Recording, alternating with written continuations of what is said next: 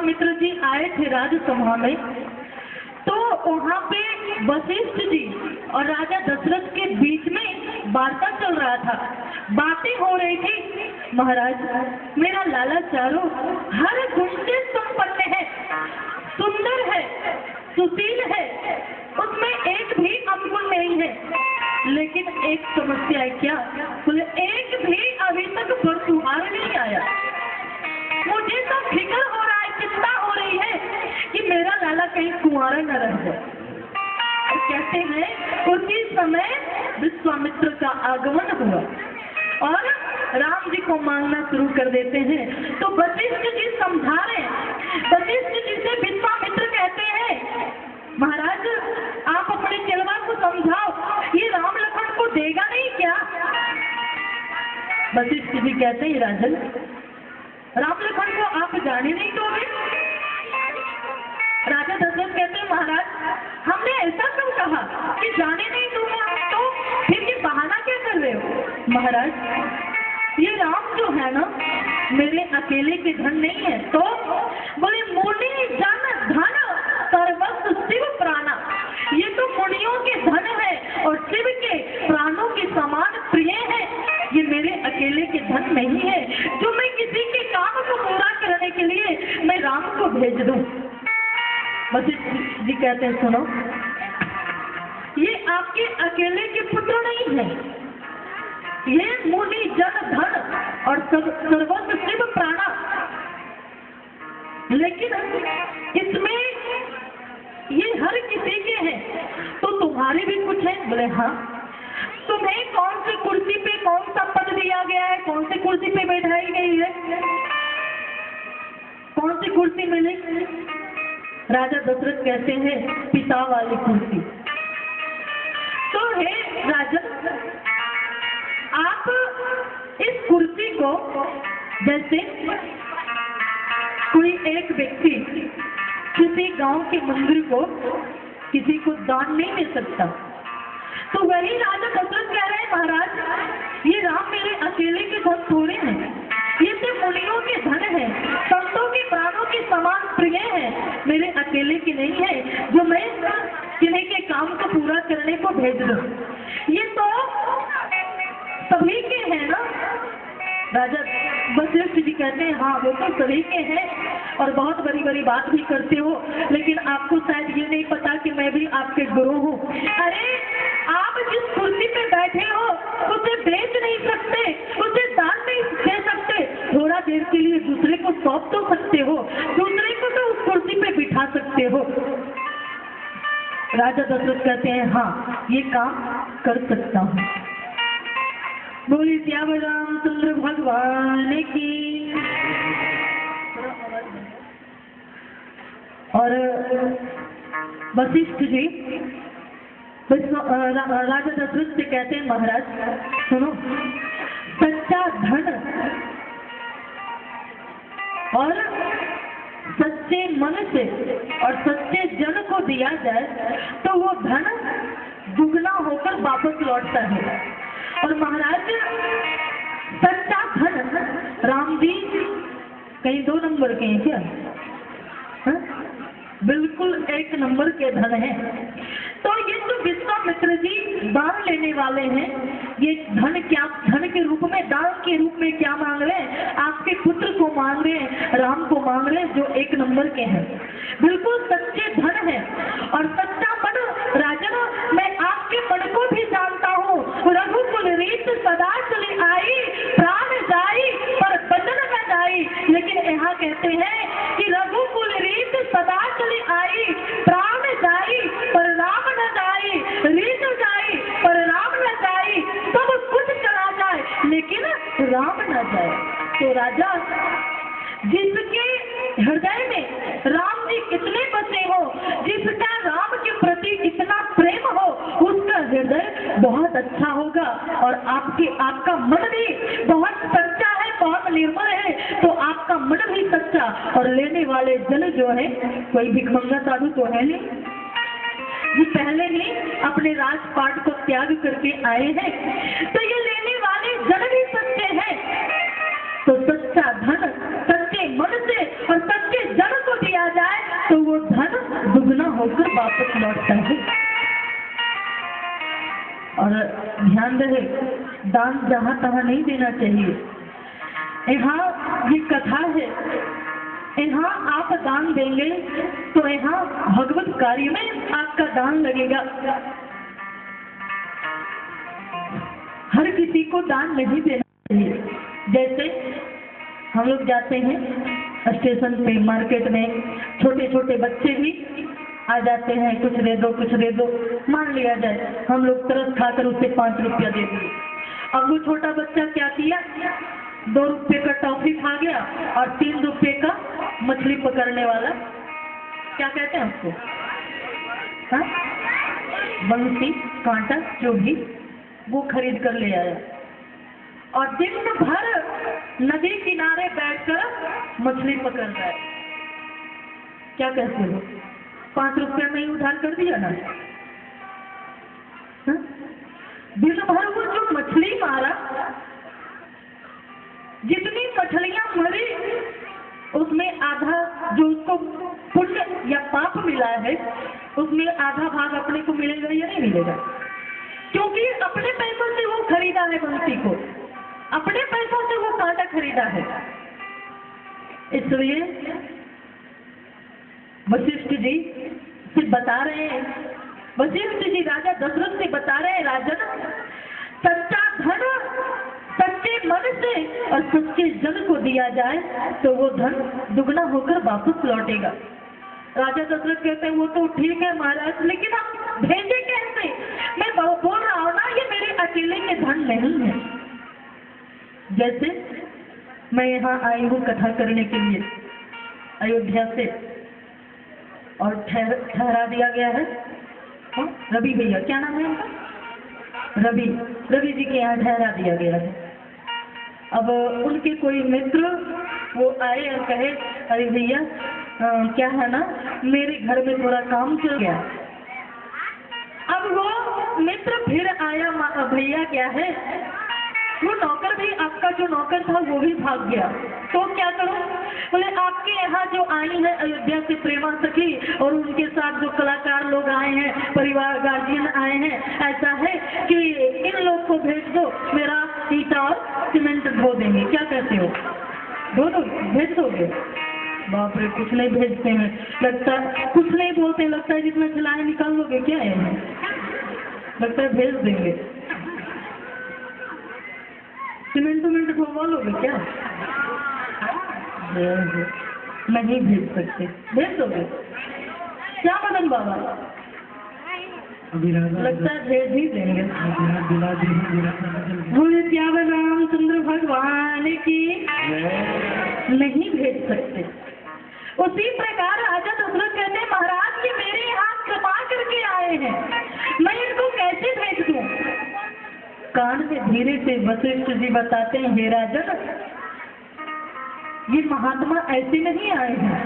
अभी आप अपनी चिंता, अपने आपके मन में जो संशय था वो आप मुझे जो बता रहे थे ना, बरतुहार के रूप में यही बाबा जी आए हैं और आपके लाला को ले जाएंगे और सुंदर सी बहू के साथ वापस ले जाएंगे। अब राजा दशरथ खुश हो गए, मन ही मन कहते, महाराज को पहले बताना चाहिए था, मैं भी इतना क्यों बोलता। और तुरंत कहते हैं, राम जल्दी से जाओ इनके साथ, जल्दी से जाओ, और ध्यान रहे जो ये कहे वही आप करना। विश्वामित्र जी राम और लखन को लेकर चलने लगे, लेकिन राम जी कहते हैं, गुरुदेव चलूंगा लेकिन थोड़ा माताओं को तो प्रणाम कर लूं। अब गुरुदेव का कलेजा ढक, चेहरा ढक रह गया है। भगवान, जब बाप इतना समय लगाया तो माँ जाने कितना समय लगाएगी, और वो भी एक माँ हो तो कहा जाए। आप लोग राम जी की कितनी माँ हैं? 4, 3। रामचरितमानस में आया है राम जी की 3 माँ, लेकिन और भी अन्य रामायण में, गीतावली में, वाल्मीकि रामायण में, महारामायण में कहीं 300 माताओं का वर्णन है, कहीं 350 माताओं का वर्णन है और कहीं 700 माताओं का वर्णन है। कैसे पता चलता है? कहते हैं जब सीता जी ब्याह करके अयोध्या आती हैं, सारी मैया लाइन में लगी हुई हैं। सीता जी कौशल्या मैया को प्रणाम की। कौशल्या मैया बगल वाले की तरफ इशारा की, ये भी आपकी सास हैं, इनको भी प्रणाम करना। सीता जी कहती हैं हाँ माता जी पता है। कैकेयी को प्रणाम की, कैकेयी फिर इशारा की, ये भी आपकी सास हैं, इनको भी प्रणाम करना। सुमित्रा को प्रणाम की तो सुमित्रा जी फिर बगल इशारा कर देती हैं, ये भी आपकी सास हैं, इनको भी प्रणाम करना। सीता जी कहती है कितनी हैं? बोले प्रणाम करते जाओ, गिनते जाओ। और प्रणाम करते गई, गिनते गई, 700 माँ निकल गई, 700 सास निकल गई। पाल आगी दुल्हियन सिखावती सरिस 7 7 7। 7 मतलब 7 और 7 मतलब 100। 700 राम जी की माँ और राजा दशरथ की पत्नी। ये 700 कैसे हो गई? मैं पहले भी बता चुकी हूँ कि त्रेता युग में फरसा वाले बाबा भी अवतार ले चुके थे। कौन? परशुराम जी। और ये 21 बार पृथ्वी को क्षत्रिय विहीन कर दिए थे और ये फरसा लेकर राजा दशरथ के पास भी आए। लेकिन उस समय क्या देखे कि ये कौशल्या के साथ फेरा लगा रहे थे। परशुराम जी कहते हैं ठीक है अभी तुम ब्याह कर लो, फिर कभी आऊंगा, ध्यान रहे मैं छोड़ूंगा नहीं तुम्हें। चले गए। फिर दोबारा आए, सुमित्रा के साथ फेरा ले रहे थे, फिर चले गए। तिवारा आए, कैकेयी के साथ फेरा ले रहे थे, फिर चले गए। फिर आए फरसा वाले बाबा फरसा लेकर के। अब देख लिए राजा दशरथ की अब तो मेरा खैर नहीं, तो जो कन्या मिली उसी को ला करके जल्दी से गठबंधन करके अग्नि जलाकर फेरा ले लिए। और इसी तरह करके 700 बार आए और 700 बार आए तो 700 कन्या से विवाह कर लिए। इसी तरह करते करते 700 कन्या से विवाह कर लिए और राम जी की माँ 700 हो गई। तो विश्वामित्र को लगता है एक माँ हो तो कहा जाए और 700 माँ को प्रणाम करेंगे। और जब बाप इतना देर लगाया तो माँ कितना देर लगाएगी? अगर एक एक दिन भी लगाई तो 700 दिन निकल जाए। इसलिए विश्वामित्र जी का हृदय कांप गया। लेकिन कहते हैं पिताजी देर लगाए लेकिन माता देर नहीं लगाई। क्यों? क्योंकि भोले बाबा पहले ही बता गए थे कि जब आपके लाला 15 साल के होंगे तो बक्सर से एक महात्मा आएंगे, आपके लाला को ले जाएंगे, बहू के साथ वापस कर जाएंगे। तो मैया को पहले से पता है, ये जान गई कि वही बाबा आए हैं। मैया कुछ नहीं बोलती और राम लखन को लेकर विश्वामित्र जी सरजू किनारे जाते हैं तो कहते हैं कि वहां पे प्रश्न पूछते हैं विश्वामित्र जी राम लखन से। कृष्ण वासना रामायण बंगाली रामायण में आया है कि वहां पर सरजू किनारे प्रश्न पूछते हैं बेटे राम लखन। सरजू किनारे से बक्सर जाने का 2 रास्ता है, एक 6 महीने का है और एक 1 महीने का है। 6 महीने का जो रास्ता है बिल्कुल साफ सुथरा, कोई विघ्न बाधा नहीं है। और 1 महीने वाले रास्ते में बहुत सारी बाधा है, बहुत सारे विघ्न है। बेटे राम लखन बताओ किस मार्ग से जाना चाहोगे?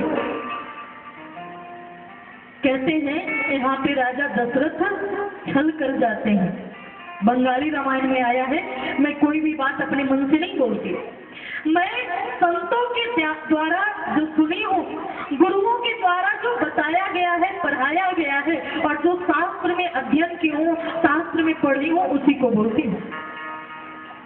तो ये बंगाली रामायण में आया है, कृष्ण वासना रामायण में, कि यहाँ पे राजा दशरथ छल कर जाते हैं और राम लखन के जोड़ा को देने के बदले भरत और शत्रुघ्न के जोड़ा को दे देते हैं। और दोनों ही संत स्वभाव के, तो दोनों कह देते हैं गुरुदेव अरे ये तारका सुबाहु मारिच मारिच मेरा क्या बिगाड़ा, चलो ना 6 महीने के रास्ते से धीरे धीरे चलते चलेंगे।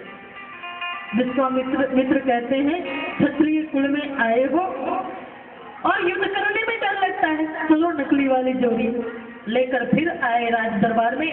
राजा दशरथ से कहते हैं अपने लो ये जोड़ी को, मुझे तो असली जोड़ी चाहिए। फिर वापस राम लखन को लेकर गए, फिर सरजू किनारे आए, फिर वही प्रश्न पूछते हैं बेटे राम लखन यहाँ से 2 मार्ग है, 6 महीने का, 1 महीने का। 1 महीने वाले में राक्षस लोग रहते हैं, बताओ किस मार्ग से जाओगे। राम लखन एक साथ क्या उठे, हम क्षत्रिय मृग यावन करे,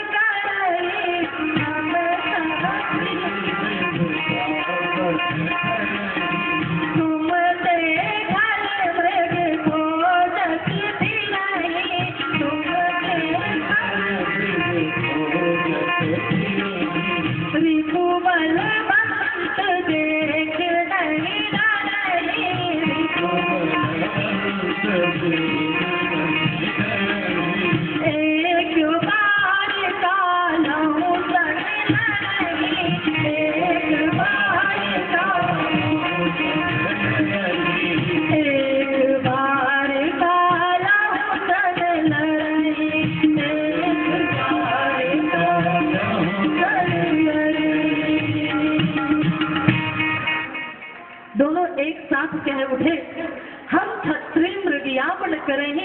ऐसे खल मृग को तो हम ढूंढते फिरते हैं और हम क्षत्रिय हैं, किसी से डरते नहीं। एक बार काल के सामने भी हम लड़ते हैं, हम किसी से डरते नहीं। महाराज 6 महीने वाले रास्ता से कौन जाता है, चलो 1 महीने के रास्ता से चले। और 1 महीने के रास्ते से चलते चलते चलते चलते काम्यक वन में पहुंचे। कहते हैं वहां पे बहुत शांति है। वहां से चलते चलते गंगा किनारे पहुंचे, रात्रि हुआ वहीं पे विश्राम किए और सोए हुए हैं राम जी। बहुत सुंदर लग रहा है। विश्वामित्र जी राम और लखन को थपकी दे देकर सुलाते हैं और राम जी सोए हुए में भी बहुत सुंदर लग रहे हैं। राम जी जितने सुंदर थे आज तक कोई भी व्यक्ति उतना सुंदर नहीं है। राम जी चले तो सुंदर, हंसे तो सुंदर, बोले तो सुंदर, रोए तो सुंदर, गाए तो सुंदर, सोए तो सुंदर, हर एंगल से सुंदर है। आजकल कोई व्यक्ति उतना सुंदर नहीं होता।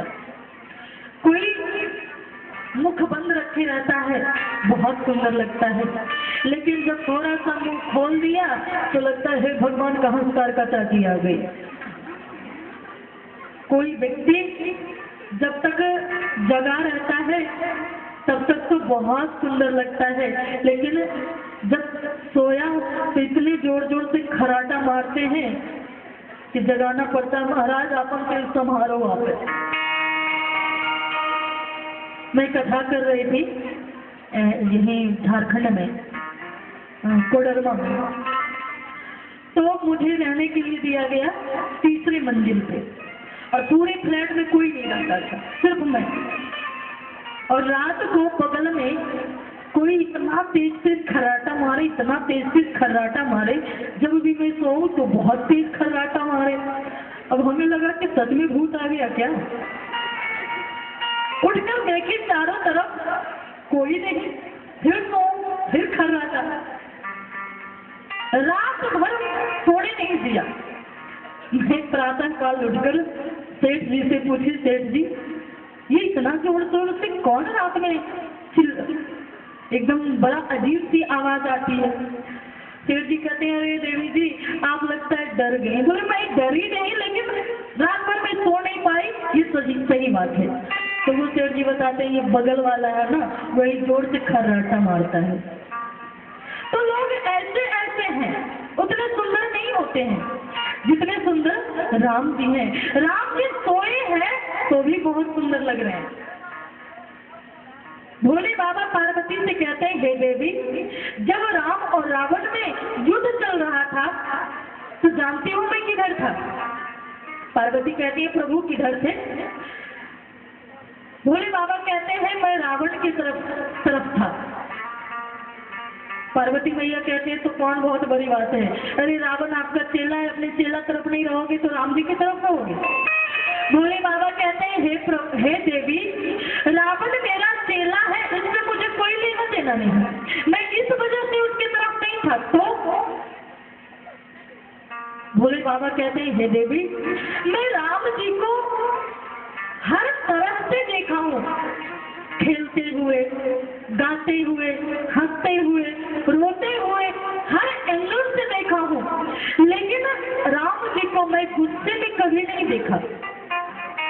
और जब राम जी युद्ध करते हैं, रावण के ऊपर बाण चलाते हैं गुस्से में, तो मेरे राम, मेरे ठाकुर जी, मेरे परमात्मा गुस्से में भी बहुत सुंदर लगते हैं, गुस्से में भी बहुत सुंदर लगते हैं। इतने सुंदर राम जी थे। जब राम जी रामेश्वर भगवान की स्थापना किए तो प्राण प्रतिष्ठा करने के लिए स्वयं रावण नहीं आया और रावण से कहते हैं, दक्षिणा के रूप में कुछ मांग लो। रावण कहता है, तेरे पास है क्या तो दोगे। अरे तेरे पास एक सुंदर पत्नी थी, उसे तो मैं पहले ही चुरा लिया, अब तेरे पास है क्या? राम जी कहते हैं, अरे फिर भी कुछ मांगो। रावण कहता है, सुनो, हे प्रभु, अगर आप देना चाहते हो तो यही वरदान देना कि जब मैं आपसे युद्ध करूं तो युद्ध भूमि में आप मुझे देखकर मुस्कुराना मत। अगर मुस्कुरा दिए तो मैं आपसे युद्ध नहीं कर पाऊंगा, मेरा तो धनुष बाण वहीं गिर जाएगा, इसलिए आप ध्यान देना, आप मुस्कुराना मत। और दूसरा वरदान मांगता है, प्रभु, मैं और मेरे परिकर, मेरे जितने भी परिवार हैं, सभी का मौत आपके हाथों है या आपके परिकर, आपके भक्त के हाथों है। दो वरदान मांगता है। तो कहते हैं, राम जी, मेरे कहने का मतलब कि राम जी बहुत सुंदर थे और सो भी रहे हैं तो बहुत सुंदर लग रहे हैं। विश्वामित्र जी राम को देख देख कर निहाल हो रहे हैं और थपकी दे देकर सुलाते हैं। और राम जी को कौशल्या मैया के साथ सोने की आदत है, तो हाथ फैलाते माँ माँ माँ करके हाथ रखते हैं। बहुत देर तक सुलाते रहते हैं विश्वामित्र जी ठोक ठोक कर। प्रातः काल बहुत देर तक, ऐसे तो रामचरितमानस में आया है, प्रातः काल उठ के रघुनाथा मात पिता गुरु नावै माथा, लेकिन कृतवासना रामायण में आया है, बंगाली रामायण में आया है कि राम जी बहुत देर तक वहां गंगा किनारे सोए हैं और विश्वामित्र जी जगाते हैं, लेकिन राम जी जगते नहीं। विश्वामित्र कहते हैं, राघव को की भांति जगाओ, बार बार बोलत नहीं जागत